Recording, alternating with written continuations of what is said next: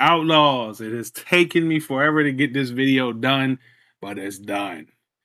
Welcome. This is your boy, the True 777. Man, oh man, this was a doozy for me. Maybe not for other YouTubers, but for me, it was a doozy. But with that being said, let's get straight to it. Let's talk about Phil Spencer. That was that long-standing Xbox video I've always wanted to do, and so we're going to do it now. As you can see on the screen, you got AGN, a great YouTube content creator. Used to be an Xbox guy, if I'm not mistaken. I've only been watching for like 2.5 weeks now. So as far as I've seen, excellent YouTuber, fair, honest, even though he used to be an Xbox guy. Tries to call it like he see it as best as he can. And also tenacious and consistent. Like he puts out like 2 or 3 videos a day. I don't know how, but he gets to it. He gets to the work. You know what I mean? So if you if you want somebody that is fair, consistent, and definitely going to give you content on gaming daily and entertaining content, then please go check out his channel, like, subscribe, do all the things. Now, with that being said, there is one issue with not specifically AGN that I have that has been rhetoric spewed for a very long time, and that's the rhetoric of Phil Spencer. So I'm gonna let AGN kind of guide us into what I want to talk about. You have too much of that over there, and then you have a company, or I'm going to call them a corporation, with a bunch of suits and soulless suits, besides Phil Spencer, who are incapable of helping anything grow from the bam, bam, bam, bam, bam, bam. So let's start firing these shots off. AGN, this is not particular to you. If you want to comment back, I'll make sure to tag you so that you can see it if you care to watch it, and if you want to respond back, you respond back. But there's no need to defend yourself per se, because this is not directed at you. I was gonna go on Z's channel, next gen 720, or like his Smooth, because this is rhetoric that is spewed primarily by Xbox, typically Xbox fans that's in the know or in the zeitgeist, Xbox fanboy or girls, or we believe green behind the PC screen Xbox fans. Okay.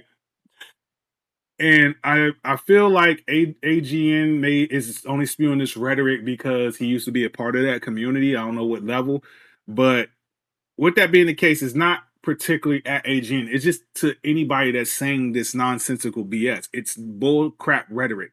It's bull. You know what I'm saying? It's not true. You know what I mean? Soulless suits, and all this other stuff, and Microsoft, the corporation, and trying to absolve Phil of any wrongdoing is just, it's asinine and it's ridiculous.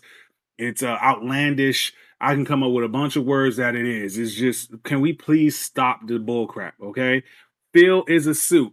Guess what, guys? Shuhei Yoshida is a suit. Herman Host is a suit. All these people, Sarah Bond is a suit. All these, Matt Booty is a suit. Everybody's a suit. They work for a corporation. They're a suit. Point blank and simple. Let's move on.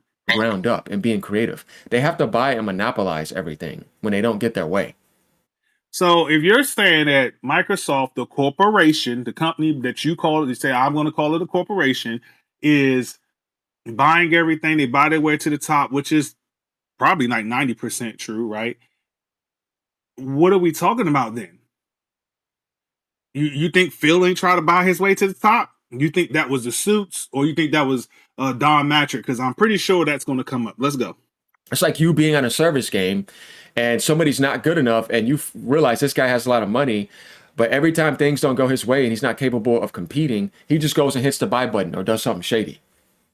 That's Microsoft. You see what I mean?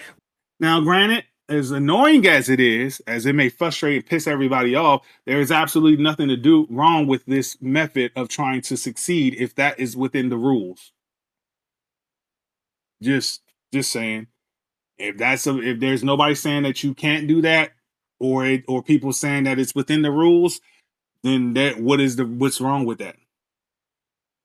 If I can't beat them, buy them. You know what I'm saying? Like, now, if it's against the rules, you have every reason to be, critical, angry, pitchforks and flame torches, whatever. But as far as I know, it's not against the rules. So don't see anything wrong with it. Don't like it. Not going to support it, but don't see anything wrong with it. Where it's like, you can't help anything grow. Everything just dies and decays. They're in a state of decay massively. And every franchise goes down, and everything they tried to grab, they even spent 100 billion on Activision. You know what I mean? Or you could say 100 billion with Activision and Bethesda and all that type. So whose fault is that though? I'm sorry. Probably the suits. You probably truly believe it's the suits. You know what I'm saying? I'm guessing. And again, it's not really towards AGN. This is really, I'm just speaking in general. Even though I'm saying you, and I'm kind of directed it. It sounds like I'm directed towards him. He's not the only one that speaks like this. You know what I'm saying? So really, it's you, as in all the people that are spewing this BS rhetoric. You know what I'm saying? Who decided to buy these companies? You know, he don't say Sati and Amy Hood. Incorrect. And while we don't have definitive proof, we have circumstantial proof that's not true. Which is better than no proof. And you just saying that this is what happened because you just know. Believe me, bro. You know what I'm saying? Where's your sources? Where's your truth? Oh man, believe me, bro. You know what I'm saying? That's all you got. Together, somewhere close to that, and nothing positive happened. They lost 300 million the first year on Game Pass, and then last year, Black Ops 7 had the worst sales of all time. Bethesda's getting worse. It's like, what's the point of spending all that money if everything keeps tanking down? Everything just gets down. The hardware is worse than ever. The price is higher than ever. The software sales are lower than ever. The metas are lower than ever for all franchises they have. And it's like, yeah, something is wrong here. And you got people trying to blame Phil Spencer. I'm like, no, man. That's not a Phil Spencer problem. He did the best that he could. Yeah, he may have made some mistakes. He may have had to play that character and say certain headlines because he's not fully in charge on a certain thing. Where you get that from? AGN, I am talking to you in this particular instance because you said he's not fully in charge, right? And a lot of people do believe this, but since I'm using you as kind of the spokesman for these people, where do you get that from? Where can you prove that he's not fully in charge? Now, I'm talking. Phil Spencer's been the head of Xbox since 2014. So we're not talking about. You could say within the last 2 years. If that's what you're talking about, then I'll leave you alone. If that's what you're talking about. But if you're not talking about the last 2 years, then when was he not in charge before that? Where is your information that showed you that Satya has been pulling the strings the whole time, that Amy Hood's been pulling the strings the whole time, that Tim Stewart's been pulling the strings the whole time? Where is your facts? Because I got facts to prove counter that you kind of spewing rhetoric that isn't true like the rest of them. Just asking. Like I said, he's made some mistakes, yes, but if you tried to replace him, I'm telling you, it would be worse. Like, because the situation. Wait. Go on, let me finish. That he was handed from Don Matrick is I was waiting for it. This is a common spewed rhetoric. Like, people are still blaming Don Matrick for Phil Spencer's mistakes. Like, he's like, oh, they made some mistakes, but like, you got to be fair. Don Matrick left him in it. No, he did not. Oh my goodness, let me let him finish. Possible job. It's a crazy train already off the rails. And since that point, there was no recovery. He tried probably all the methods he could try because that's the only options there was left. And I'm telling you right now, you couldn't rewind back in history and put somebody else there and Xbox would be successful. You think that, but I'm telling you, you're not seeing the hidden hands all over in the Microsoft Corp section. That's the problem. This is nonsensical rhetoric. He's like jumping off the building with it. And I promise you, he said, you can't rewind time, and find somebody better. Like, it's 8 billion people on the planet. It's actually 8 billion plus people on this planet. And he's telling you there isn't one person at that time frame that couldn't do better than Phil Spencer. At that time, I don't even think it was 8 billion. Let's say, I'm pretty sure we were 7 billion in, though. So let's say 6-7 billion in, and there wasn't one person that could do better. He doesn't know. Neither do I. I don't know. We know that they could have put somebody in and it could have been worse, and they could have put somebody in and it could have been better. But he cannot say without a shadow of a doubt, like he was saying, like, I'm trying to tell you. How are you trying to tell somebody when you factually don't know? Neither do I. But I'm just saying, Lord Fry, I'm saying, I think Reggie was available at that time. Maybe he wasn't, but Reggie Fils-Aimé made. There was all kinds of execs from other corporations in different spaces and people within Xbox that may have done a better job. May have. We neither one of us know. But you trying to act like, well, there was nobody who could do a better job than Phil Spencer is like, this is Lulu bin taught. This is straight Lulu bin taught. Like, you belong in the loony bin if you believe this rhetoric, right? And I get over exaggerating and, you know, trying to overemphasize. I get that. I'm one of those people, but this is like ridiculous. Okay. He cannot prove to you there's nobody better, and I can't prove to you, I mean, that Phil's the best guy for the job, and I can't prove to you that somebody's better. But what I can say, where the facts are on my side, there was at least 6 to 7 billion people on this planet. And with that type of numbers, you can't tell me that there wasn't an opportunity for somebody to be better. You can't. That just, wow, he may be right. The point is so many people on this planet we don't know. So many people that could have had opportunity we wouldn't know. And then there was a bunch of people in the pool that may have been able to do better or not. And the Don Matrick thing has to stop. This is 2 generations removed. We're going into a 3rd generation removed from this man. This whole impossible is and didn't recover is at, oh my God, the outlandishness of this nonsensical argument and BS argument. Recovery, it did already. For those that don't know, right? There was an Xbox Series S and S. For those that didn't know, if it was no recovery, they wouldn't have finished off the Xbox One generation. For those that don't know, there's may even be another console on the way, PC hybrid, whatever you want to call it, but something that specifically Xbox is making. Do not tell me they did not recover. And then if you try to change the narrative and move the goalposts and say, well, they only recovered because of Microsoft's money, doesn't matter. They still recovered. I don't care how they recovered. They recovered. So they weren't in an impossible task because they were able to recover. They just never excelled after that. And whose fault is that? Don Matrick did not leave them in an impossible situation. Don Matrick left them in a very extremely hard, I'll give you extremely hard situation to come back from. Don Matrick left them with a huge hole to climb out of. There is no denying that. For those that don't know, Don Matrick had a conference where he said TV, TV, TV, TV, and didn't even really talk about games, right? And then he came out of that conference when everybody was like, that conference sucked. And what's going on, you know, with forcing us to have all these things we don't want, and then TV, TV, TV. And Don Matrick said, hey, if you don't like what we're doing with the Xbox One, we have a console for you. It's called the 360. And that literally caused a firestorm. But for those that are true gamers who really know, at the end of the 360, Don Matrick ended the 360 in a terrible way, because within the last 3 years of the Xbox 360, okay, because it was like 7 years that the console ran, 7, 8 years, something like that, okay. Don Matrick, within the 3rd year, he had like a few second party exclusives, but it was like Halo, Gears, and Forza. And then the last 2 years, it was particularly just Halo, Gears, and Forza, onesie, twosies, exclusives from 3rd party or 2nd party in the last 2 years. And then you come out and do that conference. That was kind of like the starting point of the downfall. That was a downfall of Xbox's one starting point. Okay, here we go.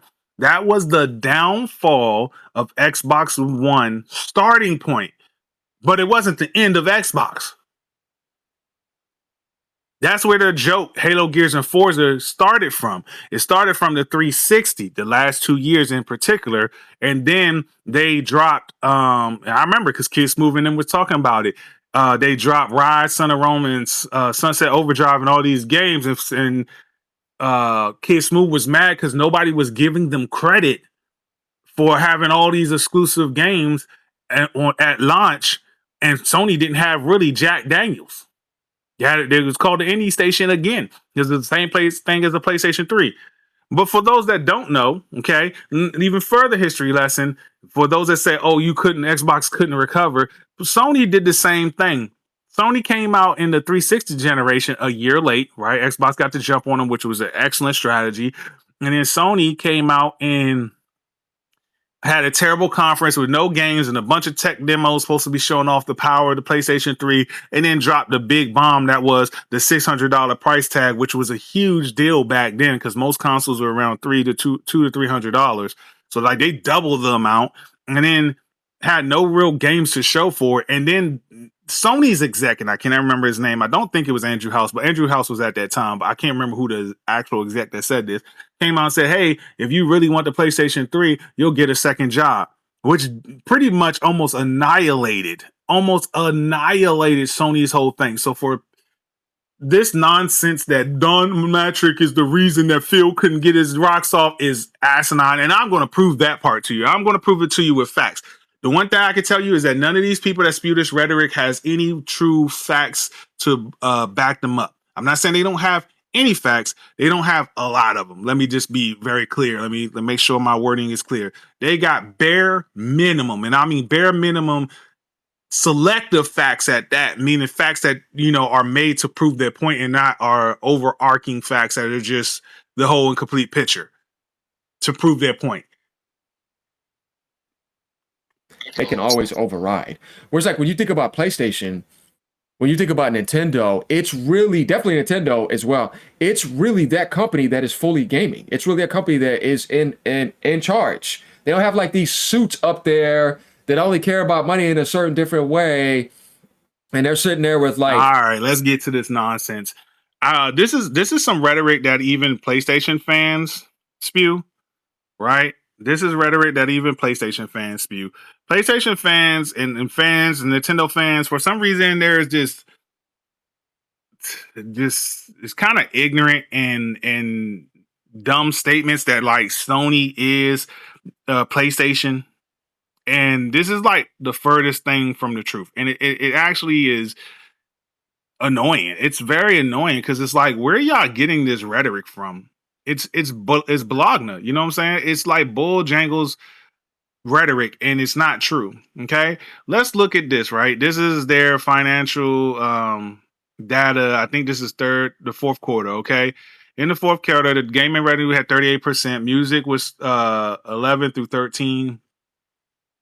I guess it was 13. Excuse me, it's up from 11, and then the films were 9. Right.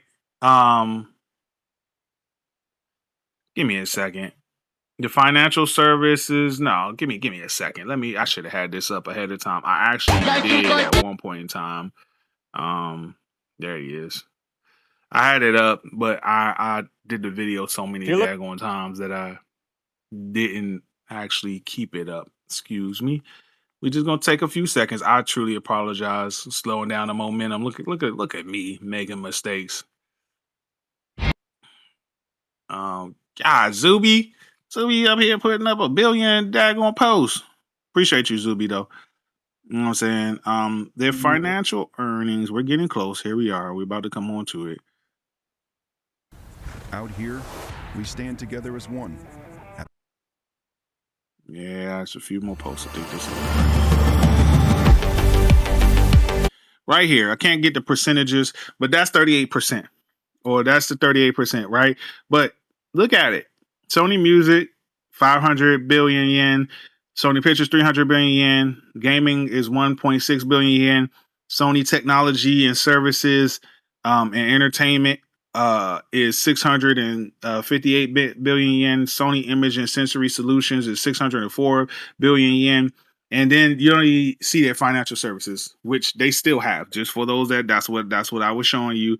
For those that did not know, they still have their financial services. Now they, retained only 20% stake, but they still have it, and they still own their TVs. They own they gave TLC 51%, but they still are a part of their TV. So the bottom line is they have other divisions that make money. And wow, yes, it takes Sony Technology and Services and Sony Imagery and the music to come even close to what PlayStation is, which is only 38% for those that don't know. Sony has never been like 40% of the business. The highest they ever had was 38%.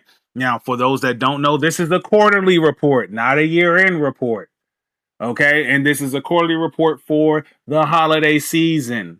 So within the holiday season, yes, for sure, PlayStation usually takes the bulk of the money. For the rest of the year, for those that don't know, the other studios are usually within grasp of PlayStation, meaning PlayStation may like the next quarter for the end of their year may be more like 800 billion yen, and Sony's pictures and music is usually around the same. So now it's not looking like Sony's PlayStation is dominating the whole spectrum of the company. Okay.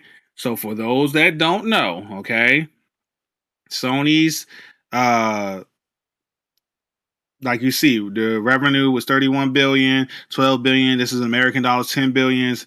And they had their other branches. So Sony is not just PlayStation. Let's kill that narrative. Like, I know that narrative is never going to die. It's not. It's not going to die. I know. But the narrative that Sony doesn't have corporate suits that can do the same, that really does the same thing as Microsoft. Because remember, when the new CEO came in, he did the same thing. He started poking his nose into the books and things like that and saying, hey, these margins have to be lower and we got to fix this. So don't tell me that suits don't get involved. Their suits get involved all the time. Not to mention, Herman Host, again, is a suit. The other guy, the head of PlayStation is a suit. Shuhei was a suit. Jim Ryan was a suit. I'm not confused. Microsoft, that was one of the things Microsoft did really well. They sold Xbox fans like they were some kind of creative, friendly faces. You know what I mean? Microsoft's strategy was to be the loss leader, okay? And act like we're like corporate, like we do consumer friendly things because that's what you do when you're the loss leader. You do all the consumer friendly things you can to get back to the forefront so that you can be a piece of crap again. But Microsoft took it even a step further that most corporations would not do and say, hey, or Xbox did, and Phil and them say, hey, we're friends with you. And Tim Dog exposed a lot of these things, and AGN and nobody else is going to be able to tell me what Phil and them were really talking about because they weren't really a part of the zeitgeist. Not in the corporate structure of the Decepticons, okay? Because Phil Spencer to me is the ultimate double agent. He is an absolute Decepticon. His team of Decepticons are Sarah Bond, Matt Ryan, the other Ryan dude, engineer. Who else they got? Aaron Greenberg, and then before that it was Larry, the Larry guy that did the podcasting, right? And then the Decepticons in training, which was like Paris and Ryan and Dustin and Jez from the Windows Centric, who basically take directives from the hive mind that is Phil Spencer and the Xbox and Skynet or Xbox Net. You know what I'm saying?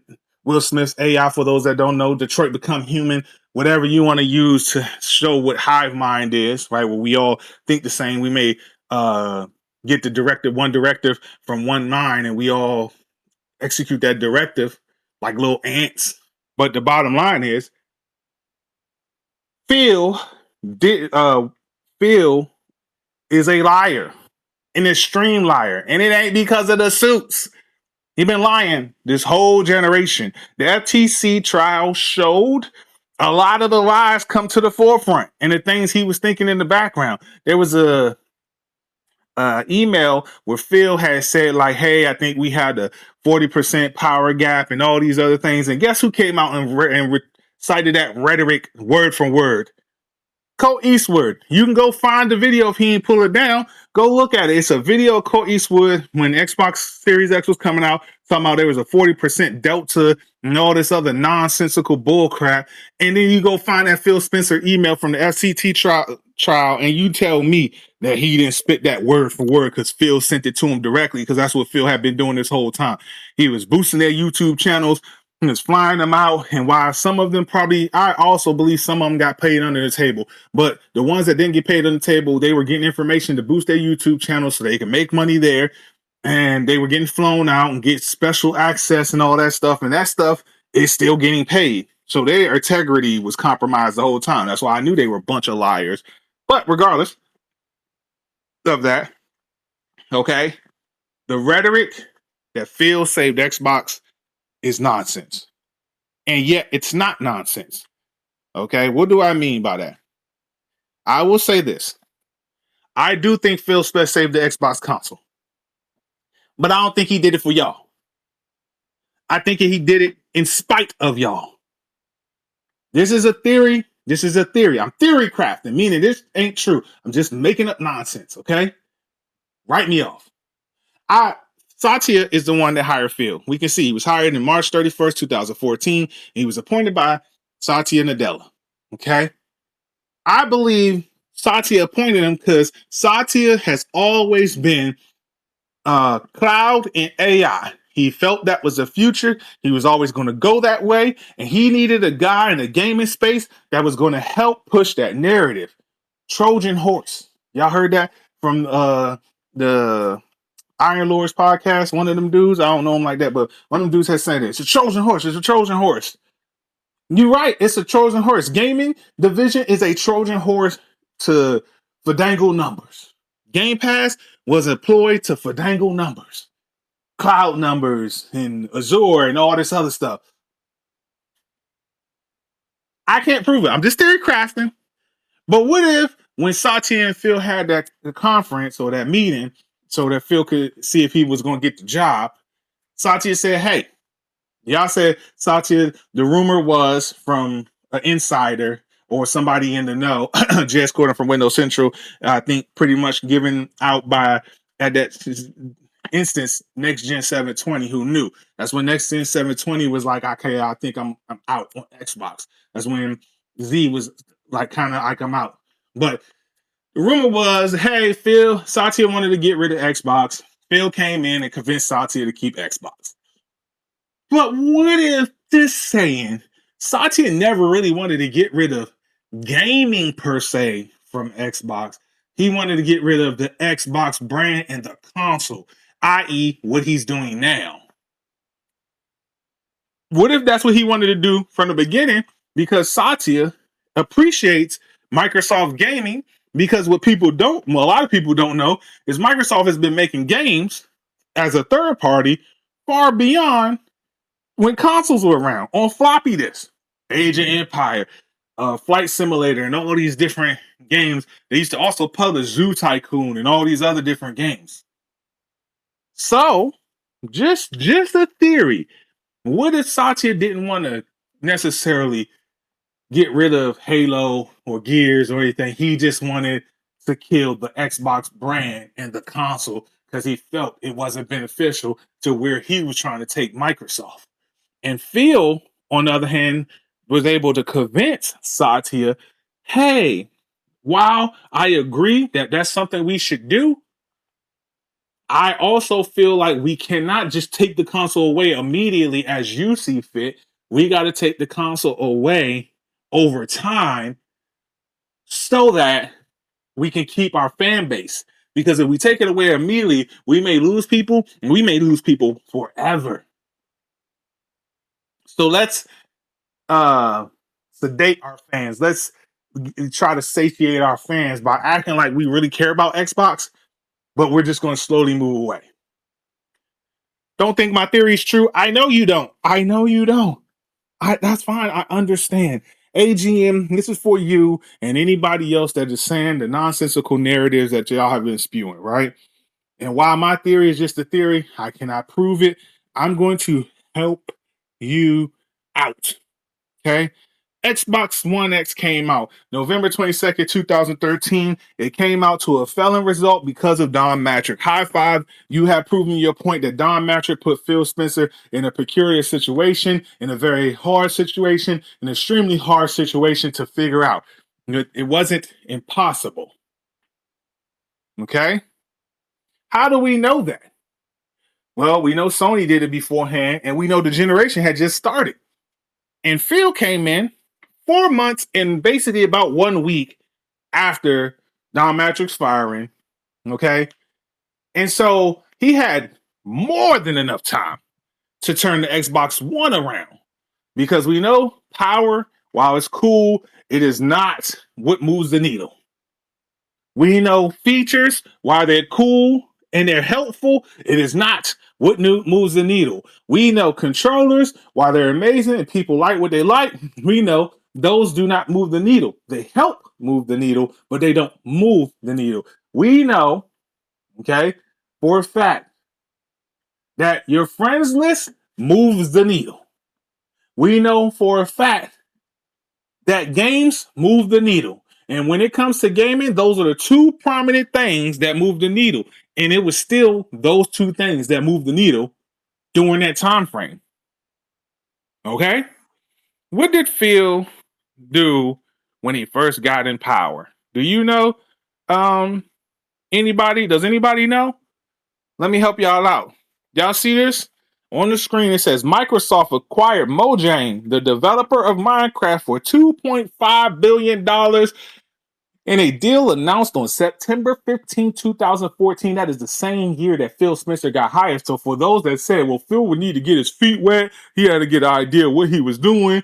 Yeah, he ain't had to take that long because 7 months down the line, he already spent $2.5 billion. But it didn't AGN say, hey, the suits, you know, all Microsoft people do is soulless, uncreative people that spend money to get to the top.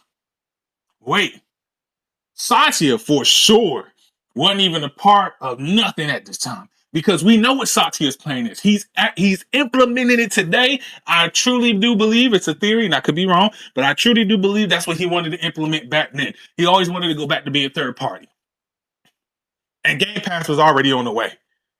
They were always going to do that because PlayStation Now had already existed in 2014. For those that didn't know, Sony understood that this was going to be a part of the future, and Microsoft did as well. They just watched Sony fail at it for about 3 years, and then they were able to copy it and do it a billion times better, and then make it their focal point. But let's continue. What did I say? Phil came in, or what does this say? Phil comes in, he buys Mojang for $2.5 billion. Now, let me ask you this. For somebody that knows gaming, because Adrian said, oh my God, nobody could have did a better job. I'm telling you, trust me, bro. That was his lingo, right? Nothing to prove it, right? But if you were to ask AGM, if he had the ability to get $2.5 billion at the beginning of the Xbox One generation, what he would have did with that money, I can guarantee you he wouldn't have said I would have bought Minecraft. I can assure you that he would have said something that goes like this, because this is any basic gamer mind. We know Xbox didn't have a lot of first-party studios, so he probably would have bought a few first-party studios. Just like how they bought first-party studios at like 2018, from 2017, 2018, right? And all those studios together probably didn't even cost remotely $2.5 billion. Probably like $500 million, if you want to be honest. You know what I'm saying? $500 million. Even if it costs $1 billion, you still got $1.5 billion on the books. Then the common sense thing was, whether you had power, whether you were selling or not, you got money, right? And $1.5 billion of money left, or $2 billion left, however you want to scratch it, right? Now you got first party studios that can produce games for you starting in the Xbox One generation. And you could take a lot of that $1 billion and you can feed third party, second party exclusives and buy some first party games to own, even if you don't own a studio, i.e. Death Stranding, things like that. They were still doing those things back then. You don't think if Xbox at that time would have bought, even because Xbox, the one thing they don't have, not even Phil Spencer, is an eye for games that move the needle. They have an eye. They just, they get good games. They hit or miss. They do trial and error. But honestly, they don't have an eye for games that move the needle, like exclusively. Okay? You can look at the Xbox Series X run. You can look at the Xbox One, One X, One S, Series X, Series S run, and you can see that they hit the game that moves the needle every once in a blue moon. But for the most part, it's just a bunch of good games, or just games nobody cares about if we're keeping it a stat. Sony does a better job at it. Just keeping it real. Nintendo has the best first party games, period. Sony has the best, has really good first party to excellent first party games, but they're hit and miss. That's a fact, right? But what Sony does best is get games that move the needle exclusively second party. Now it's more time exclusive. Back then it was generational exclusive. But that's what Sony's always kind of banked their thing, is the fact they had first party exclusives that people cared about, that moved the needle, but not all of them. Concrete Genie is one of my favorite games, but that ain't moving the needle. God of War is. Horizon is. Right? Infamous, while loved, didn't move the needle, but Ghost of Tsushima did. You see what I'm saying? Like, I can be honest, Killzone never moved the needle, right? Still, these are great games, but they're not moving the needle, right? But Horizon did. That's my point. So they had some games that moved the needle, some games that didn't, right? They had a lot of creativity back in the day. And then they always have relied on second and third party exclusive deals. And for some reason, Shuhei had an amazing eye for that. So even if I'm Xbox and I don't got an eye for it, with $2 billion, $1.5 billion, with $1 billion, I can buy so many exclusive deals that it don't matter because something has to move the needle, unless you're just that terrible. And Xbox is not that terrible. So when they get the Expedition 33 back then, they could have had an Expedition 33. They could have had a bunch of games that moved the needle by just buying exclusives. If you don't think that that wouldn't have helped turn Xbox all the way the fuck around, you're out of your mind. You're out of your mind. It's not guaranteed. I can't prove that, but we saw Sony do it. Sony focused on third party and second party exclusives, and then their first party stepped up their game, and those three mixtures all together brought Sony back to the forefront and saved Sony's PlayStation's life. So, in this time frame, would the Xbox maybe have been dampered by Don Matrix moves for sure? You know what I'm saying? Like you having trouble starting a fire, that would have got you some fresh wood and started you a fire. It may have not taken over the game industry by storm, but it would have definitely put you right back in the fight or ahead of Sony for sure. When you got all the exclusives coming to your console, people don't care about power like that. They care about who got the best games. Period. I don't care what no Xbox, PlayStation, or Nintendo fan, PC fan got to say. Everybody cares about who got the best games for them. And if you just kind of buy the market out, you got the best games for right now, whether it's time or generational. You got the best games for right now. So guess what? People don't care about what Xbox did before. They're going to care that Xbox got all the games now. Phil took off the Kinect, so the price was right in the range of the PlayStation. You got all the games. Boom, instant switch. Nobody cares about you having a digital library, all that excuses that Phil done made up. Instant switch if he did the right thing. But what he chose to do was take $2.5 billion and buy Minecraft, which was an excellent grab for those that don't know. There was absolutely nothing wrong with buying one of the best games out and has made them that money back times 10. Okay? What did Phil then do behind that? Phil then came out with Game Pass. Super consumer-friendly move that honestly wasn't new to gamers. It wasn't. Again, PlayStation Now existed by this time. It was failing super hard. Xbox came out with an absolute elite version of PlayStation Now that was worth the money, which Sony then copied and followed suit. Not when it came PlayStation Plus, they copied it almost within the next year. Okay? Consumer friendly move, but with the consumer friendly part wasn't having a gaming subscription service. That's irrelevant because Sony was doing that. Nobody cares. It was putting all your first party games in their day and date. But go look at the time frame, June 1st, 2017, and you tell me how many first party exclusives did they throw in that in Game Pass? How many third party exclusives that moved the needle or were of importance or in the zeitgeist that everybody cared about that did they put in Game Pass? At this time, Game Pass was just pretty much, hey, we got the whole Yakuza series in here, all 10 games at once for the low price of $10 for Game Pass Ultimate.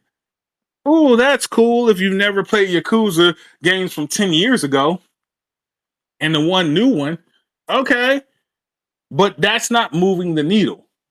Their first party wasn't dropping like that. Let's keep it a stat. And they were primarily relying on Halo, Gears, and Forza. Okay? So they did a consumer-friendly move, but they kind of tricked you, because that's what Phil does. He gave you a consumer-friendly move, but not really a consumer-friendly move. Because you're not even getting like a bunch of good first-party games consistently. You weren't. And you weren't even getting a bunch of amazing third or second party games consistently. You weren't. I'm not talking about the games you like or somebody else like. I'm talking about games that the whole gaming community was like, this is a game, Harry Potter type game. Elden Ring type game. You know what I'm saying? You weren't getting those type of games in there consistently. And they had the opportunity to. Okay. But then he comes back and he goes, well, and this is Phil has always admitted this. He does not like being on the uh downside of power. He is obsessed with having the strongest console. Don't know what that's about, but for him, that helps in his mind drive sales. So what did he do? He then comes out with the Xbox One X so they can get the power narrative back, which did nothing to move the needle. So again, for those that don't know, two particular things that move the needle when it comes to gaming. It's games that move the needle. It's several things within games. Having games that move the needle is the one that gets you to buy the console, and having games that people enjoy with variety is what keeps people on the console. And then where your friends are. Phil's doing nothing to change that narrative. He bought Minecraft. That ain't moved the needle, especially since you kept it on PlayStation. You didn't make it exclusive. For those that didn't know, he kept it everywhere it was. That was to fill the coffers with money. And it worked. But he ain't do nothing for Xbox fans. Yeah, 7 months later, all he did was fill Xbox's coffers or Microsoft coffers.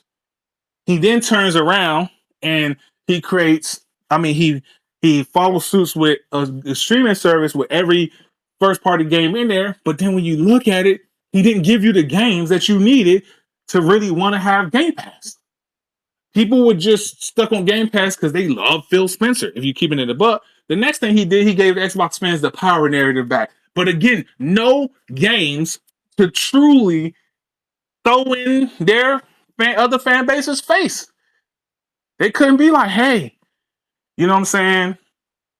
I'm so excited to play this game on my Xbox One X. I mean, they were trying, but again, you're not just trying to get the X community. You're not trying to get the basic fan base. You're trying to get the casuals. And the casuals didn't care. We're keeping it a stack with you. Okay. From there, okay, Phil did nothing else. He kind of bowed out the Xbox One X generation and he moved on. Okay. With that being the case, okay, he didn't do anything to change the generation around. All he did was exactly what he wanted to do. For those that don't know, I feel, and I cannot prove this, actually, I can prove this. There's an email that says he's looking to evangelize the Xbox fan base.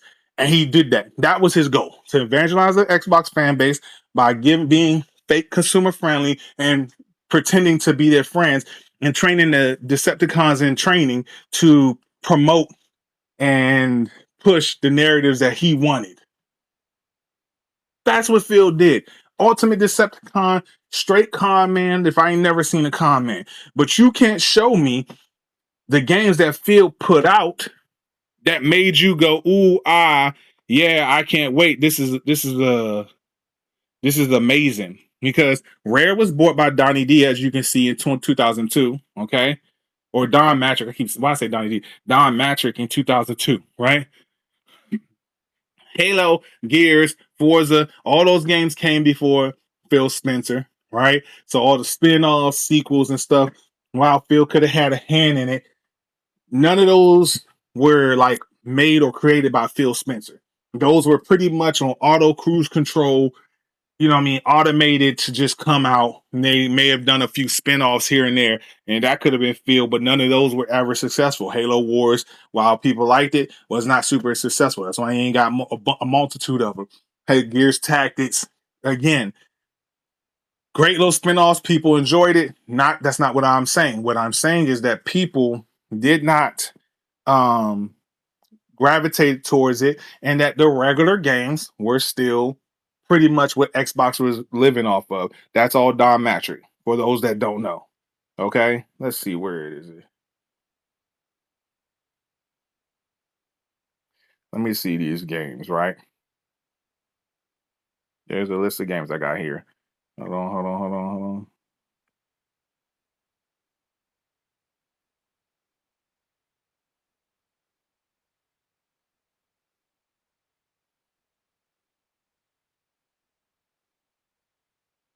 Okay, so let's look at this list of games. Gears 4 and 5, autopilot, nothing to really do with Phil.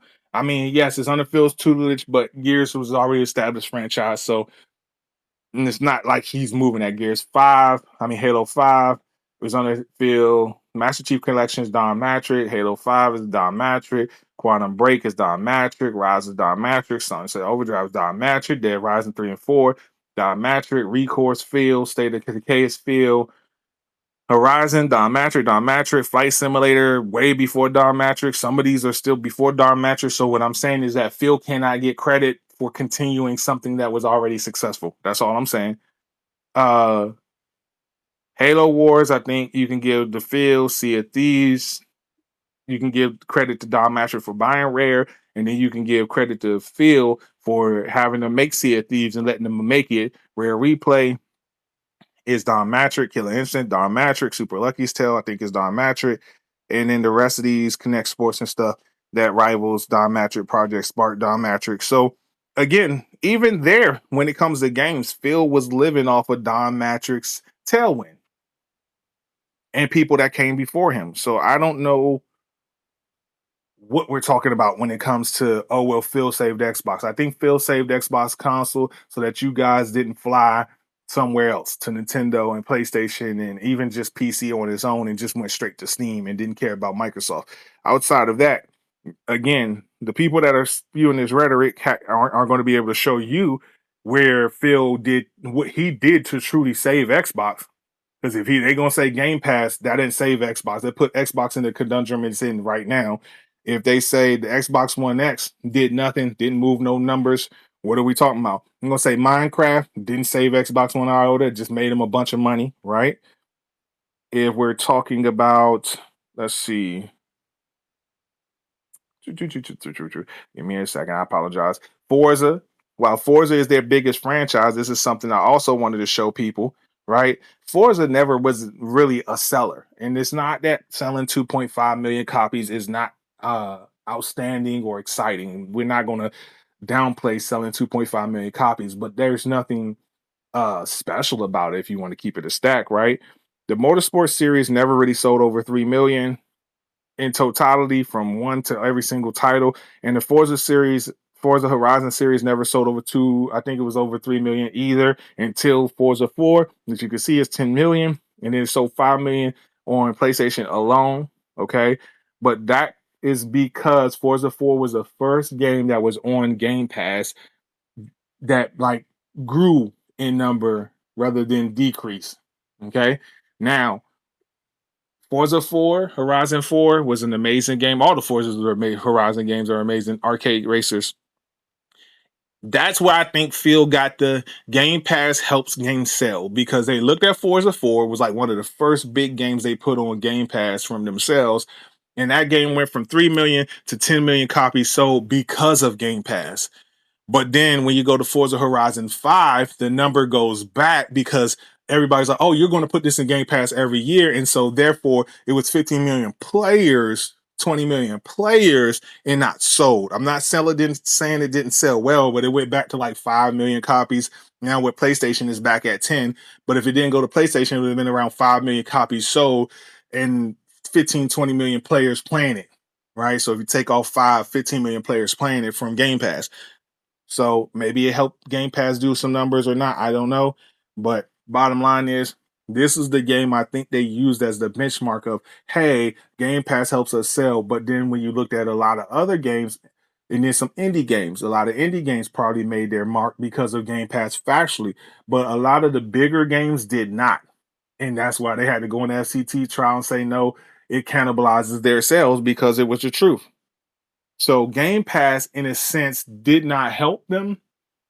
You know what I'm saying? And it did more damage than it did help them. So what did Microsoft do? So let's talk about this since these people like AGN want to say Phil is not the fault and we don't see all the back. Yes, we did. We had the FTT trials and all the leaked emails for years of leaked emails that showed that Phil had carte blanche to do what he wanted to do. And he was barely having to deal with Satya. He was having to do with Tim Stewart, who was over like Xbox and the Surface tablets and all those different things, because that's what the Xbox division is a part of to cover up the numbers.